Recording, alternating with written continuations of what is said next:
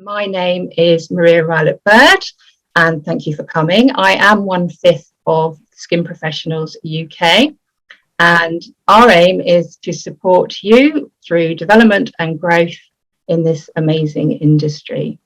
So tonight, we're going to give you an insight into LED light therapy from an agnostic point of view. But before we start, I'd like to introduce you to my co-host. He is a professional educator. He is also a respected industry expert, and he is renowned for his honesty. So welcome, Andrew Hansford. Hello, everybody. Welcome to today's subject, which is LED. I've had a lot of interest in this particular subject over the last few months. So we put this together. It's a short overview about the technology of LED, whether you're using the product or the protocol now, or you're actually looking at purchasing going forward. So I do hope you get a lot out of this webinar. In the end, there's some Q&As that were sent in beforehand, so I'll be able to answer those as well. So let's get started. So what is light? Light emitting diode, often referred to as LED, as we know. So LED stands for light emitting diode, which is a computer chip encased in a glass-like resin, which emits therapeutic wavelengths or colors of light energy. How does it work? Our skin has the unique ability to absorb light and use it as a source of energy. LED uses specific colors and wavelengths of light that penetrate at the skin at varying depths. So this spectrum of light within sunlight is composed of light particles of different wavelengths. We are discussing red, near infrared, and blue/turquoise. Each have their own benefits relating to the depth they can penetrate into and beyond our skin. The depth of penetration is directly related to the light wavelengths, known as nanometers, or NM for short. Red light has wavelengths in the mid-600s and near infrared in the mid-800s. The longer the wavelength, the greater the depth of penetration. So near infrared delves deeper into and through the skin than red light. The most effective wavelength to travel through the skin and into muscle to prompt deep tissue wound healing is around the 850 near infrared. We also need things called photons, and light emits these. So light emits photons, and they are so small that they can penetrate the cell membrane and be absorbed in the mitochondria, which is the third molecule, or cytochrome oxidase. I wasn't going to say that because it's a big word, but is the third molecule in the cellular structure and function. So this triggers an upregulation of ATP for the production of cellular energy. And then depending on what cells were exposed to that energy, you get an obscene cascade of effects, which is just incredible. And by the end of this, I think you'll understand. So the energy is released in the form of photons, like I said, and these wavelengths are between 400 nanometers, which occurs to us as blue light, and up to 900 nanometers, which is invisible. Below 400, down in the UV range, is not absorbed by cells. We also have infrared saunas as well, because I get asked this question a lot. Do they work, etc.? Well, you know, the jury's out. However, those wavelengths are up in the 900s. So what they're giving you is a thermal mechanism. So they're giving you a warmth. So yes, very therapeutic, but at that nanometer, they're not triggering ATP.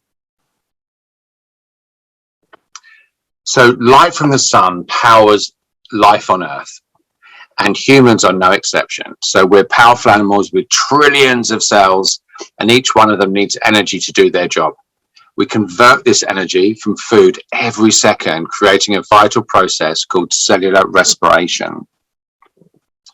Our mitochondria, as I like to refer them as the Duracell battery or Duracell bunny, are responsible for cell signaling, steroid synthesis, celluloptosis, and cellular energy being what we're looking for.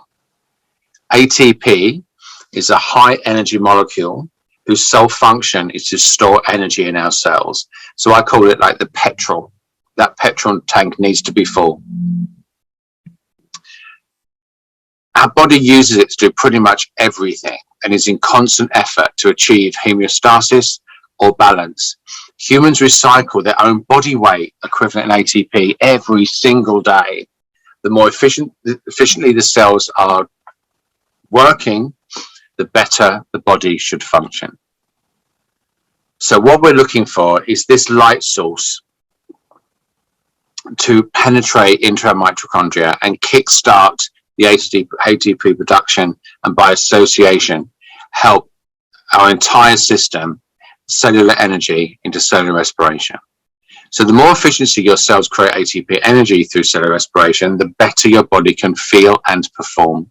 So near red and near infrared light supports mitochondrial function and the efficient production of ATP energy through respiration.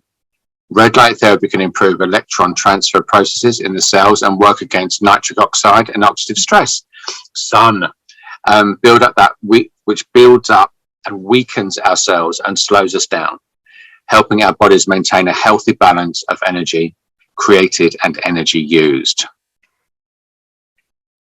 But where does it come from? And this is so cool. And this is something I always share with clients because I think, how can you not argue with this? So really it came from NASA originally. So the National Aeronautics and Space Administration, NASA for short, started originally by popping LEDs into space in their plant growth experiments. Basically photosynthesis. They were trying to recreate photosynthesis in space. So what was demonstrated and eventually proven that was red LED boosted plant growth. However, the astronauts, bless their hearts, in zero gravity, bouncing around all over the place, things were happening to them like immune deficiency, pituitary insufficiency, delayed wound healing, and muscle and bone atrophy. And a lot of these things weren't actually getting fixed, or they weren't getting any better until they came back to Earth. They realized that what was happening is that they were getting better, and it was all based down to the LED that was in those spacecrafts. So what they've actually done now, and there's a new study that's happening, so they've realized that the application of light therapy improved the medical care on the long-term space missions. They stimulate the basic energy processes in the mitochondria, like we've already said, which helps and keeps the bodies working as best they possibly can in a very, very challenging situation. So what the study was, which I find really fascinating, is that they worked out, and again, they're studying all these things, but these things are going to come back on us, on Earth. Sounds weird. But they studied the International Space Station, and what they thought of that, which was quite crazy actually, and I can't even get my head around it, that these astronauts go through about 16 sunsets per day because the space station circles the Earth once every 90 minutes. So we have our 24-hour cycle, don't we? We wake up, we go to bed, etc. And that's our circadian rhythm that tells us what's going on, and that's light related too. They didn't have any of this. So they had 16 sunsets every day. Their mind must have been crazy. So what they did, they completely redecked out the space station by removing all the fluorescent lights and replacing them with a whole new system of LED. Because their base reality was the light source, the blue enriched light that's emitted from our laptops, we know keep us awake at night. So that's how they've kind of tried to harness this energy, and this new study on how they can use that light at certain periods of the day. So apparently, from what I understand, they've got various different colors, all mainly in the blue spectrum, to keep you awake during the time when you should be, and then calm down, and so they can try and get the circadian rhythm as good as humanly possible. So the benefits to us long term will be things like sleep patterns, shift workers, even developing treatments for like sleep disorders, or even things like jet lag.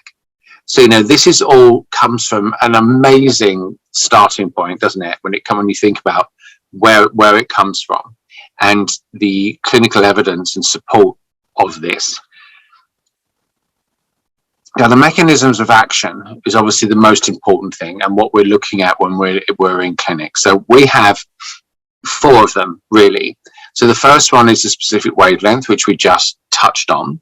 So we need to make sure that the wavelength is correct, whichever blue, red, near infrared, that it is the right wavelength for that specific concern.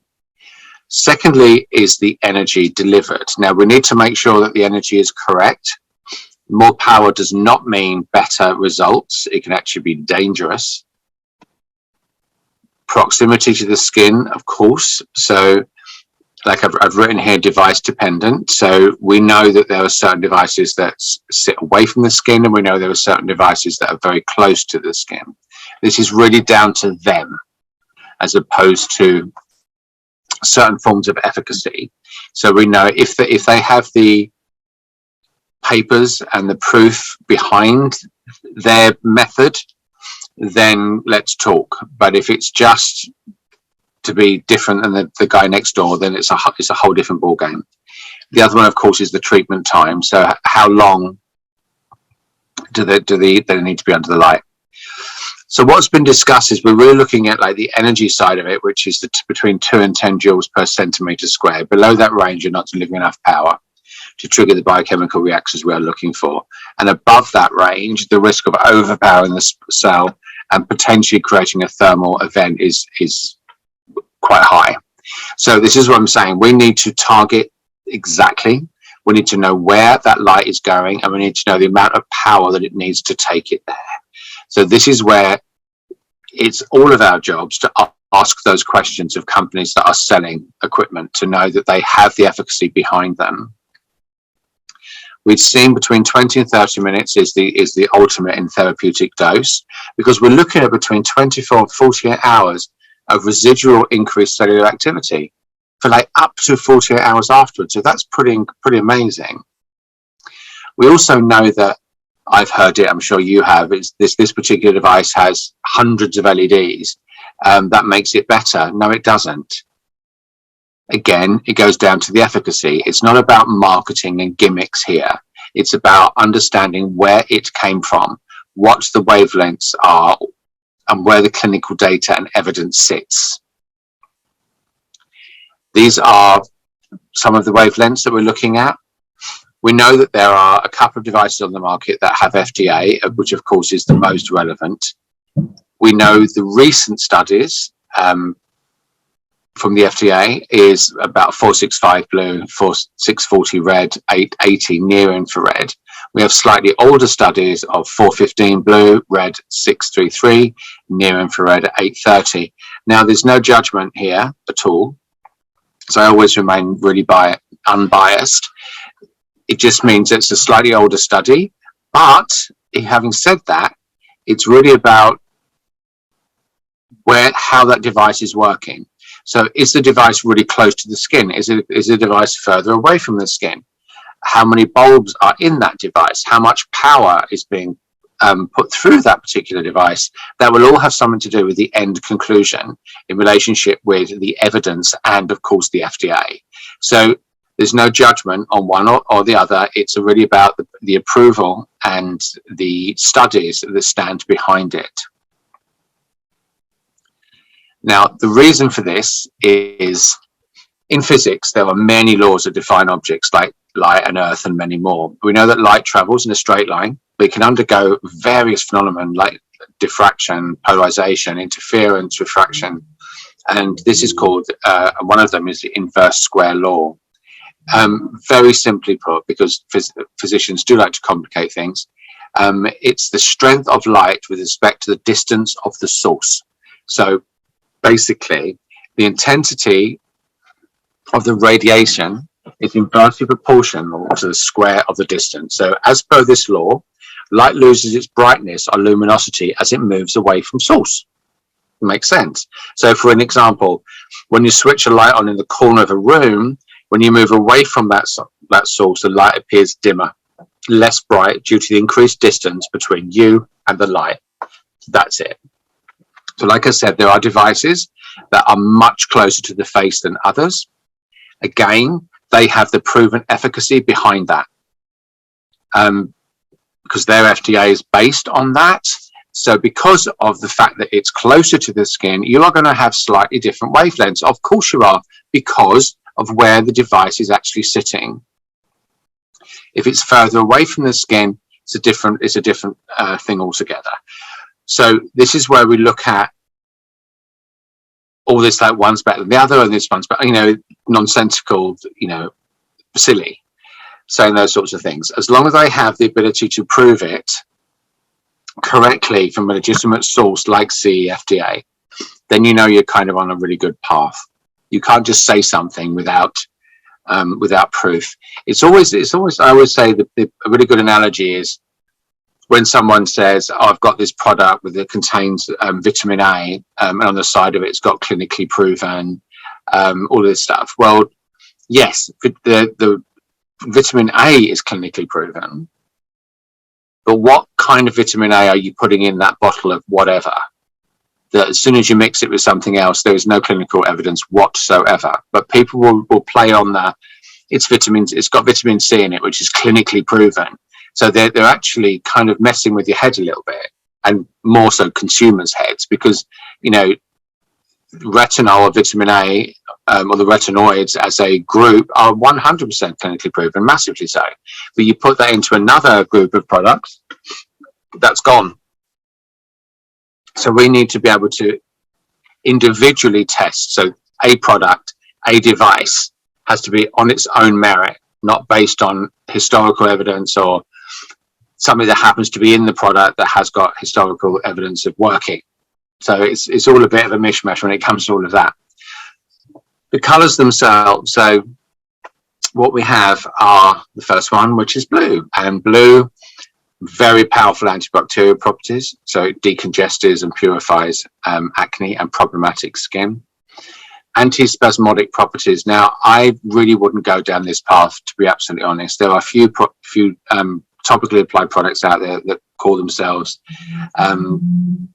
topical applied toxin or Botox for the skin, all these sorts of things. Well, it can't be, because it's not a prescription drug.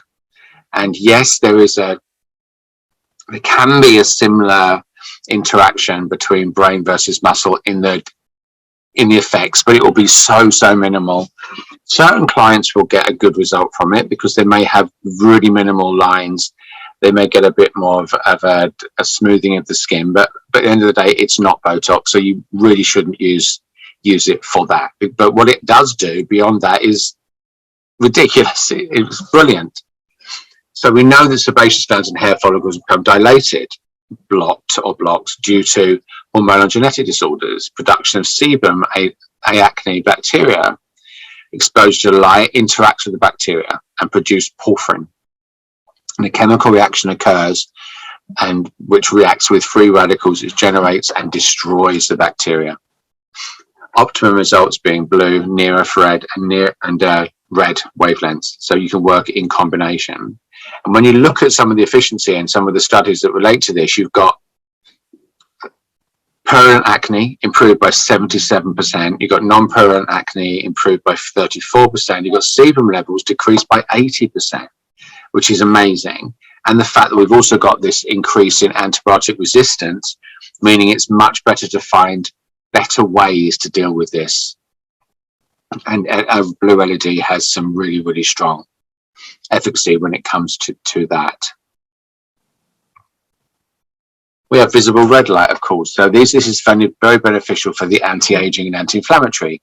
You've got stimulates fibroblasts, increase hydration, accelerates healing, reduces appearance of fine lines, clinically supported for sensitive skin conditions, such as rosacea, eczema, psoriasis, and dermatitis.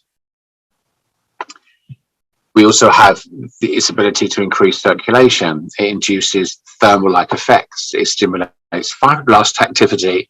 It increases lymphatic drainage. It stimulates collagen production, increases RNA and DNA synthesis, reduces the excitability of the nervous system, and stimulates and releases androgen triphosphate, which we've just talked about, ATP from the mitochondria. So how much does it do?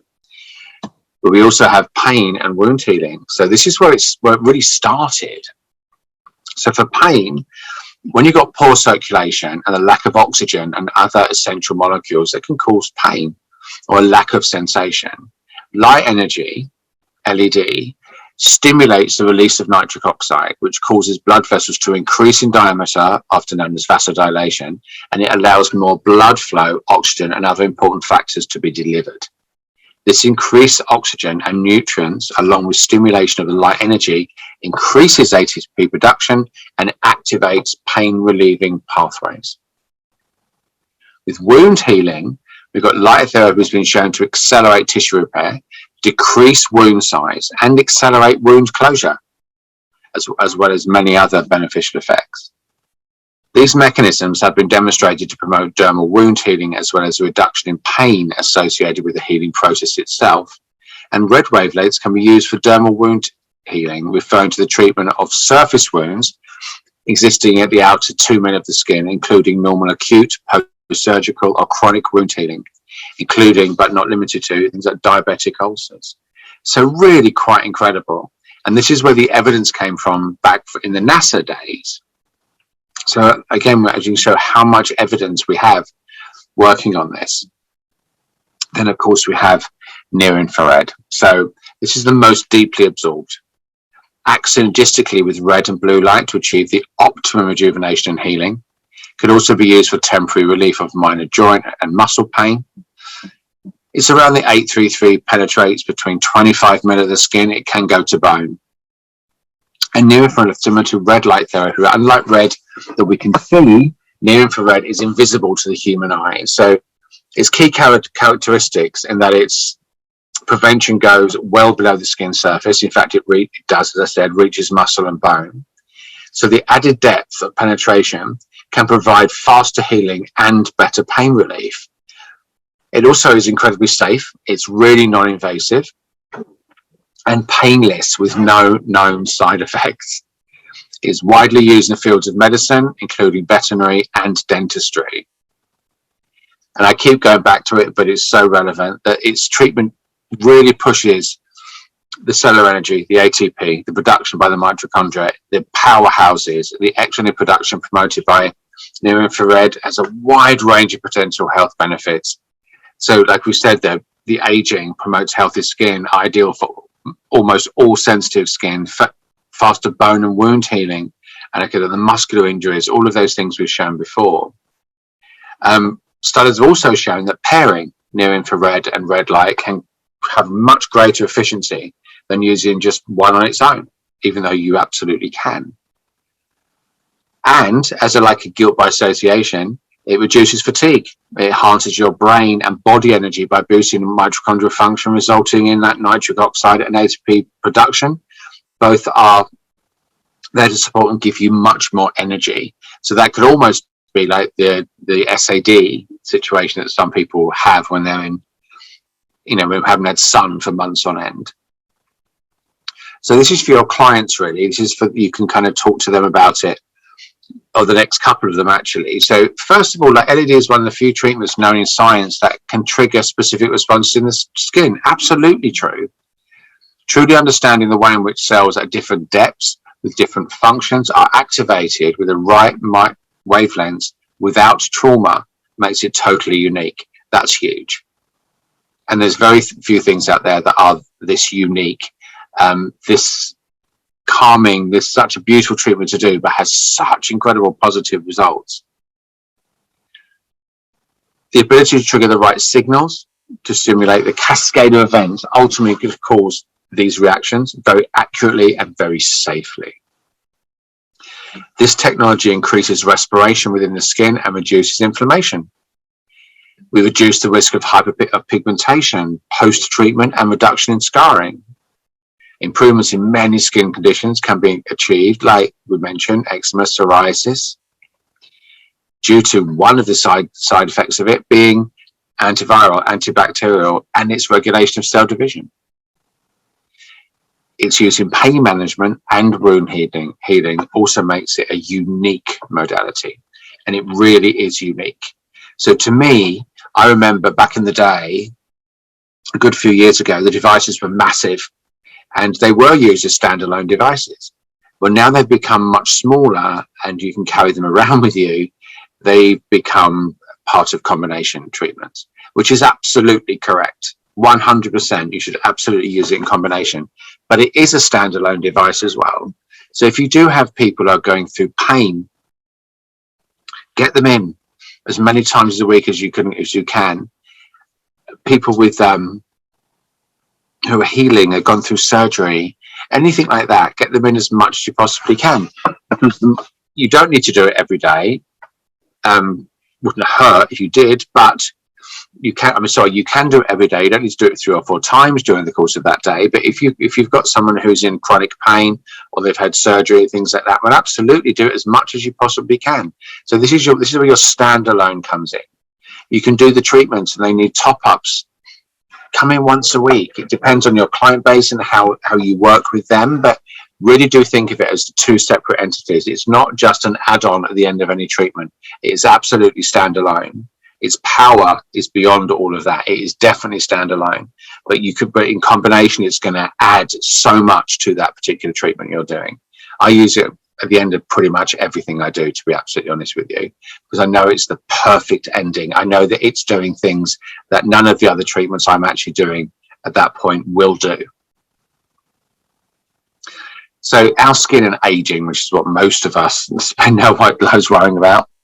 So we want to keep our skin functioning effectively. That chemical reaction and cell signaling must maintain an optimum level, or we can try as much as we can. So as we age, these pathways become disrupted, for many, many reasons. Our skin's ability to defend against bacteria or viruses is contributing to many inflammatory conditions within the skin. And we need to make sure that they stimulate the skin to function healthy and produce new collagen, of course, including elastin, hyaluronic acid, etc. And make sure that signaling between cells improves, that the matrix is happy, that ecosystem is great, and then we can help to restore the skin barrier function. So in simple terms, and this is quite good for you, again, to tell your clients, photons of light penetrate the cell membrane and are absorbed by mitochondria chromophores in the cell. Electrons transport ATP, nitrous oxide release, blood flow, reactive oxygen increases, and signaling pathways are activated. Enzyme activity increases, stem cells are activated, increasing tissue repair and healing, reducing pain and inflammation. Signaling pathways are activated, improving cell proliferation, cell survival, and cell regeneration occurs. Amazing. And that's absolutely true. So this is something I tell clients, because I think we've all been around from the days when the market was flooded with them. It's appeared out of nowhere, like hundreds of them, all different kinds, and everyone was saying mine's better and this one's better, etc. And it got very confusing, almost to the point where people just stopped using them after a while because we never knew what was what. And then, of course, like the phoenix from the ashes, a couple of devices appeared with all the clinical data around them to prove their efficacy, and slowly but surely those other devices have started to slide away. Because do you want to be able to tell your client that this particular device was based on the principles of NASA experiments, that the ethical, from ethical perspective of safety, but also from ability doing the job, are there, rather than going, oh, I was told it's really good. I was told it was the same as the other devices because they're all the same, as long as you've got the same light source and it says it on the back. No, that's not enough for me. Give me evidence, give me proof, give me white papers, give me the backstory. I need all of that. And I am a nightmare when people come and speak to me, and it's not because I'm trying to be a nightmare. It's just the fact that whether it's a product or whether it's a device, before they even open their mouth and start to try and sell me something, the first thing I ask them is, can you please give me all the trials, white papers, studies, clinical evidence, before and afters, etc. And then we'll talk. And if they can't give it to me, why would I possibly partner with them? If you've created something that you love and trust and you believe in its efficacy, why on earth wouldn't you spend the time and the money proving it? So here are some really good before and afters. So this is done by the lovely Charlotte Rye. You can see the difference in this person's skin structure and tone is absolutely incredible. And these are all done by people I personally know, which I love. Anna has done this one for acne. Leslie's done this is phenomenal. It's really calmed down. I believe this was 6 treatments. And the next picture, I wasn't going to put up, but I really think it's relevant because this really shows the power of these devices. And basically, this is an amazing lady called Sharon, who, this was during the second lockdown. Her sister picked up a fridge, like you do, and cut her hand open on the bottom of the fridge. Well, it was a big old gash. And she spoke to me and I was like, get her to the hospital or whatever. She needs stitches, get that sorted out. And then she said, well, once it's all stitched up and cleaned and everything, would I be able to put her under LED? And I was like, yeah, of course, it'd be amazing. So because it obviously was locked down, she gave her the second one, she gave her LED device, which she'd bought a couple of months before but never actually used, and she used it every single day. So I'm going to show you the first picture, which was the open wound, but I'll get rid of it really quickly. So if you've got a creasy stomach, look away. So that is it. So you can see it's deep and it's gone. So this is 7 days from the second she put the device on her hand to afterwards. That's crazy, right? Absolutely crazy. So even the doctor, when they did the Zoom call or whatever they did to check that she was all okay, was absolutely blown away by the level of healing in such a very, very short period of time. So I know we're spending most of our time dealing with more of the aesthetic perspective and, anti-aging and all the rest of it, but look at that. So if it can do that, what can it do for all the other conditions it's protocoled for? Now, I've already touched on this. What do you need? What device? So we need irrefutable evidence. That's what I'm looking for. And as I've said, I need to be unbiased. I have my opinion, of course, but I need to be, in situations like this, relatively unbiased. But if they haven't got any of this, then don't speak to me. I need all of this information for a lot of reasons, because especially with LED, if you go on places like PubMed, there are literally thousands of studies on the principles of LED. Now you've got psoriasis, vitiligo, all sorts of things are coming through on this, and people are doing studies all the time. They're learning more and more and more as it goes on. So again, you can't just base a device on this information though. You can't just say my device has got 880 or 420 or 4, it's just it doesn't make sense. And prove it. That's really it. And you get what you pay for. Or what's that other analogy, which I used to laugh at, but buy cheap, buy twice. It's kind of the same thing. And there is a reason why these exist. Just to let you know that CE does still exist. I have heard loads of people going, well, it doesn't matter anymore because we're not in the EU. It doesn't matter. CE is a standard of quality, a very high level of quality, so that it will still be in place for a while going forward. It will probably change in time, but it will right now it's still here. FDA, of course. So the Americans are very, very heavy when it comes to this kind of thing. So I also hear loads, I'm sure you have, well, we're not America, so why do I need an FDA? It doesn't matter. It's another major standard of quality management and support. It means that that product has gone through serious trials, and I know people have gone through FDA. It is not easy. The proof you've got to give. So you know that if it's got an FDA clearance, then you're absolutely laughing. And an ISO number too. Sometimes you see on the back of, well, you should see on most of them actually, but on the back of device you'll see an ISO number. So that is their, again, a quality management system, more based in the United Kingdom though.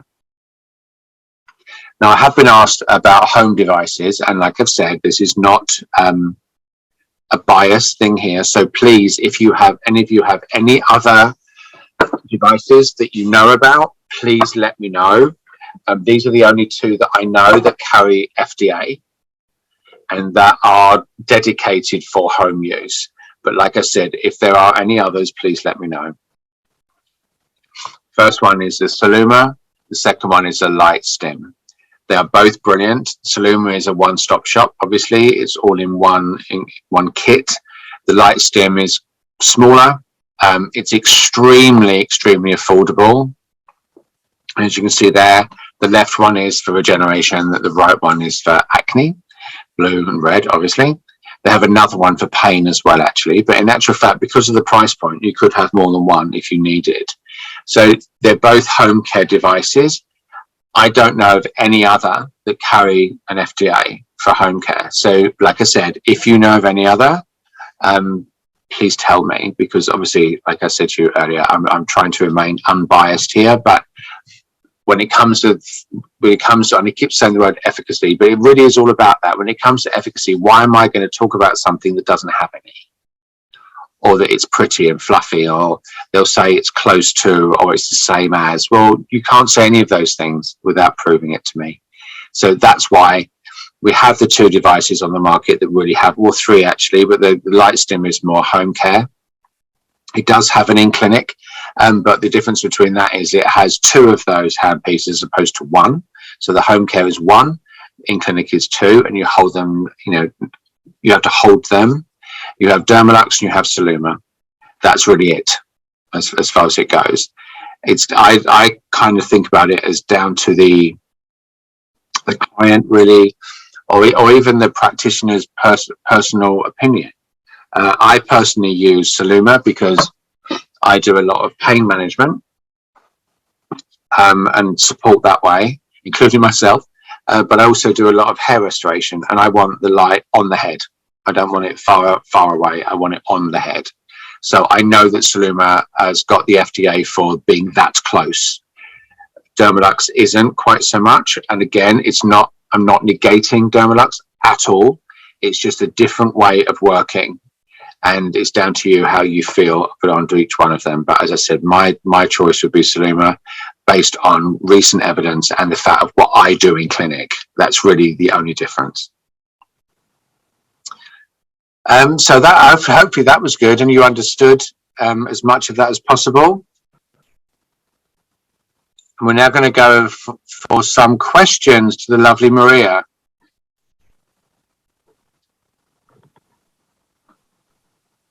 I am here. Thank you, Andrew. An oracle as always. I always learn something. Thank you so much. Oh, it's my pleasure.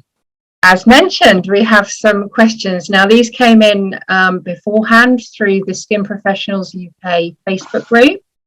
So I'm going to blitz through those. A lot of them were very similar in guise, so we've made them a little bit more generic. Some of them you've answered already. Okay. So I'm just picking out the ones that we haven't really. Okay. So I'll fire away. Is it best to use an LED before or after a chemical peel? After. It's interesting actually, because the protocols for my skincare company that I use in my clinic, well, actually, they don't have a protocol.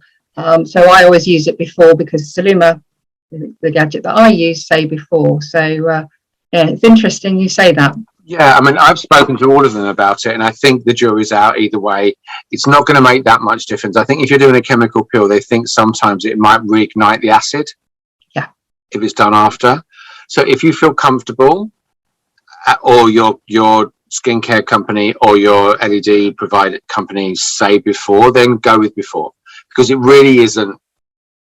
Well, either way, the skin's getting the benefit, even if it's before. Completely, yeah. But I mean, I would never do a peel on its own, so I probably jumped in there. So I would do much more combination. So by the time I've got to the LED, there's a lot of steps happened. So it should be okay by then. But there's no activity still going on. Peel on its own, if your device says to do it before, do it before. Perfect, wonderful. How often should one be using an LED light? Well, actually, you can use it as often as you want. There's no evidence one way or the other, but you don't need to do that. If it's set for 30 minutes, you don't need to do it times 2. That's not going to make any difference, because we do know that, which I said, 24 to 48 hours where you've got that cellular respiration still happening. That's all really good. But if you have one at home, if you're lucky enough to have one at home, you can do it in the morning and do it at the night. Brilliant. If you've got problems with pain, do it every day. You know, but 2 or 3 times a week is absolutely perfect if you can. In terms of pain as well, I can vouch for them. They are amazing. It really does make a difference, and very quickly. Ridiculous, yeah. So I've got a bit of a dodged knee. You know what I mean, when you get a bit old, and I'm doing all sorts of things apart from exercise, obviously. Yeah, I hear you. Yeah, and it really, really surprised me how quick it happened. Yeah, well, just looking at the results from the hand injury, I mean, I've never seen anything like it. Oh, this is off the scale. But yeah. I've actually, you know, I'm doing the medical and the beauty show that's coming up in the next month or so. And in my head, I'm like, oh, I'm going to be on my feet for like 8-12 hours. That's not going to be pretty. So that's the first thing that'll go in the suitcase. You know, and if I have a bit of a moment through the course of the day, I'm going to slip into the back room and just feet plug up, myself in. right, Yeah, exactly. Brilliant. Gosh, we sound old, don't we? I know. So you touched on the handheld gadgets.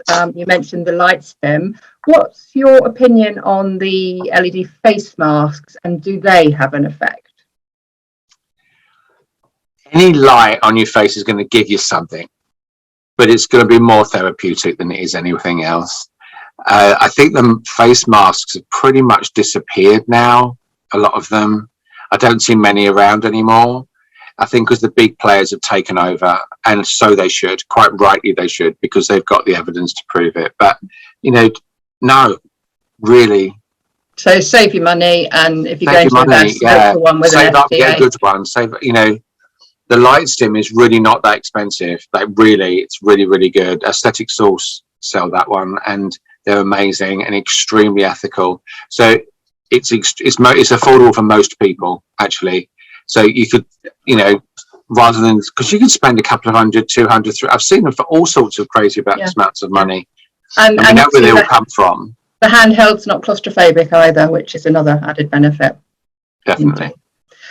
So while we're on the subject of lights, we know which ones work clinically. If we've got the papers. What about the ones, the green lights, the yellow lights, the purple lights? Well, if you like a disco, have a lovely time. But in the image that we showed earlier, where you can see the depth of penetration, you can actually see where green is. It's going nowhere, so it really doesn't go in deep enough. Yes, we know it has some responses for inflammatory, so it helps to calm down apparently, and maybe it does. You know, jury's out. But the thing is, there's no clinical evidence or clinical trials on any of those colours. So why would at all? Yeah. Why would you? But the clinical trials are for, you know, when you're looking at green being anti-inflammatory or calming of the skin, red and near infrared have got 1,000,001 trials related to that. So why would you possibly use green when you've got the trial-led proven efficacy of red? Yeah, you're going for the lesser, aren't you? Exactly. And purple, they're going a bit slightly scary into like the blue-purple range. And again, that makes no sense either. Thank you. Okay, let's talk about eyes and the LED. Okay, it was interesting. No evidence whatsoever that blue light is bad for you. But I hear the opposite all the time. Now, that would probably have a lot to do with the device possibility, because blue light has a two-edged sword. Some of the UV light can be extremely bad for you, obviously, but the LED isn't. But only if the nanometer, the depth of penetration of that light is exactly where it should be. And again, FDA, you know, it goes back to that. So then we know. And you can absolutely go under them as many times as you like without any fear of harming your eyes. Obviously, there's people who are light sensitive. You can use it for them. There are certain devices that will tell you you have to. I think that's more either based on the device isn't efficacious enough to be able to fix that, or they want a safety profile. But in mine, I have never used them ever. And to me, it's more, is that too bright for you? And if they say, absolutely. I do exactly the same. It's about my client's comfort. Yeah. And I give them a choice.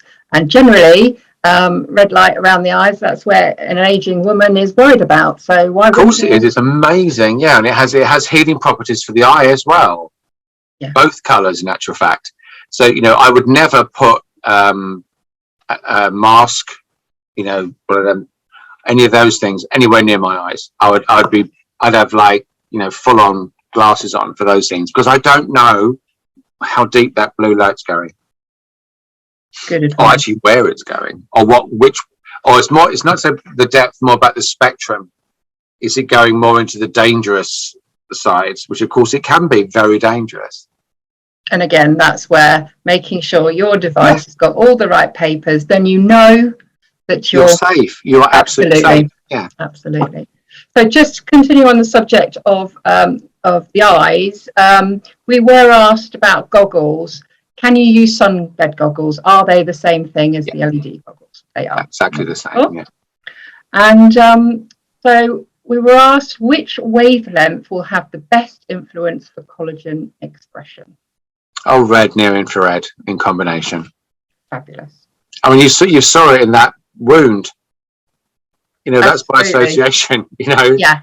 Well, it shows how deep it's going and the impact it's having at that depth. Mm-hmm. Wonderful. Actually, I think that should be on all the training videos, because I really think it should. Yeah, I was blown away. It really does, you know, demonstrate the healing capabilities of it, doesn't it? And it's amazing when it comes from non-branded companies. That came from an amazing woman who I met just before lockdown, and I helped train her through lockdown, and we got really close. So I know her as an individual, and she was just like beside herself, like, as was I. So it came from a really beautiful place, as opposed to, you know, before and after from a huge company or something. No, it's good when people want to share. When it comes from about source, the treatment, I like that. Yeah, brilliant. So are there any known side effects for LED? No, actually. There's a couple of contraindications. Contraindications, yeah, like epilepsy or maybe light sensitive. But even then, there's not many, are there? Not really, no. The only negatives aren't the device, not LED, it's the bad device or used incorrectly. Yeah. So just touching on that, actually, using it incorrectly, can it actually damage the skin if you do use it incorrectly? Yes. Yeah. So I saw that quite recently. I got a picture through, and to me it was quite obvious what had happened, but the poor client was stressing out. But the practitioner had thought her device could do what another device did, and she laid it on top of the skin. Oh dear. And the patient had thermal burns, like imperfect dots. I don't think it's going to be a long-term problem with that, but you never know. You wouldn't want to keep doing it, would you? No, exactly, and it's just, you know, so that would be a problem, but that was bad. The treatment was done badly by the operator. Yeah, well, follow the manufacturer's guidelines. I think you're absolutely fine. Yeah, exactly. Yeah, indeed. So this is the $1 million question, I know gets bandied around a lot, should the skin be clean of all products? Yes. Of everything. Yeah. So I will always peel first. Let's break down the superficial stratum corneum. Let's get everything off. You're degreasing it, neutralizing it, chlorhexidine over it. Just get that really clean and sparkly, and then LED. So there are so many people. Yeah, we want no barriers. And, you know, there are so many people and companies out there who push in the whole, you know, it helps to push products in. It helps to, as a, like almost like through osmosis, we get this product. How? It's a light. I mean, think about it for a second. It can't happen. It's a physical impossibility. So you want pure, you know. Yeah. And just let that radiance glow around you. Beautiful, yeah, exactly. Lovely. So is there anything out there that could enhance the treatment? Like a mask? You know, I know there's a couple of masks out there that the light can penetrate through, but would you still leave the skin clear? Well, yeah, I mean, obviously, yeah, there is only one or two that I kind of know of. So if but I would use it in combination. So if the client is extremely dehydrated, really needs some hydration, which is a separate condition to LED, then yes. But 9 times out of 10, or most of the time, I'd get that light passing right through. The mask would be in case. So if I'd done something that was quite aggressive to the client, I needed to calm the skin down slightly, I may use like a hyaluronic or an aloe mask. That's the one I think you're talking about. Yeah. And it's made out of cellulose, so it's quite close to skin. And they have proof that the light does penetrate through. But all the others, the jelly masks, all those sort of things, are just going to stop it at source. Yeah, just an but the thing is, at the end of the day, I would use that in a combination variable. So if I've done something quite traumatic and the skin is a little bit traumatized, I can calm it down with that, and also LED will as well. But if I'm just there to help and support with LED, then no, on its own, clean. It's brilliant, really, as a treatment, isn't it? Because it is minimal of everything you need. You know, you don't need a whole shelf full of products. You just need this one little gadget and a clean skin, and you're good to go. Exactly. I think this country is so used to, you know, deeper, blood, guts, drama, downtime. They love it. And this has got nothing. It's like calming. It makes you feel better. It's warming. It's, you know, all these beautiful things. But look what it does. Yeah. Look at the evidence that comes from it.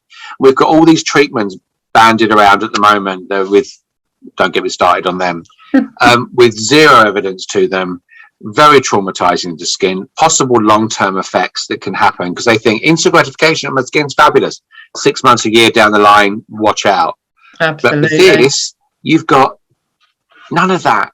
Yeah, no, it just keeps that cellular energy going and building up the barrier, and the skin health just improves. You're talking my language, Andrew. Goody. So really the last question is to sum it up, really. I know you've answered the questions, but it'll be really good in summary. Tell us again the devices that have the FDA approval and what people should be looking for when they purchase an LED. We've got the Light Stim, you've got Sonuma, and you've got Dermalux. Just those three. So just from what I know at this point in time, those three.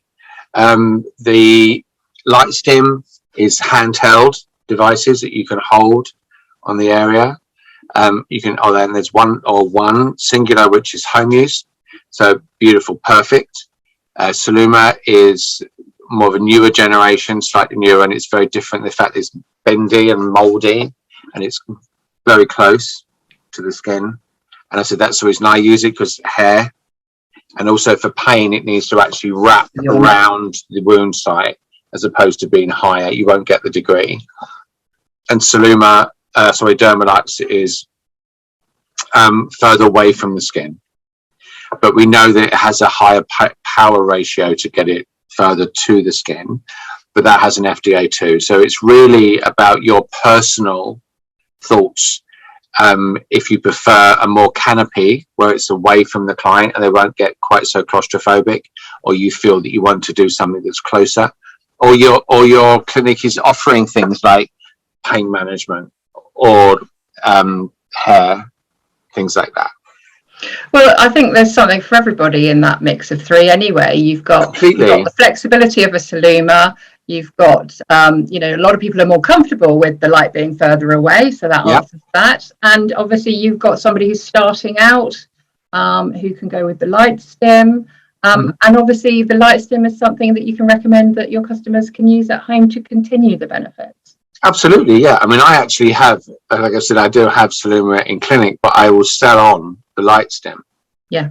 It's a completely different company, but I know the efficacy is there. So I'm completely fine with that. I'm not going to get something from Amazon, which I have seen. Yeah, no, absolutely. No, don't get us started on that one either. Yeah, no, don't, because that just started this all off, didn't it?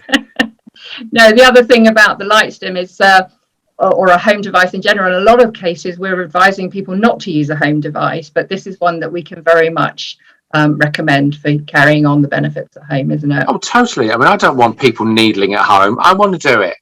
Yeah. You know, we're the Why else professional. are we experts in what we do? Completely. You know, go to eBay and buy yourself a derma roller and have a lovely time. Like, oh, sends me into meltdown.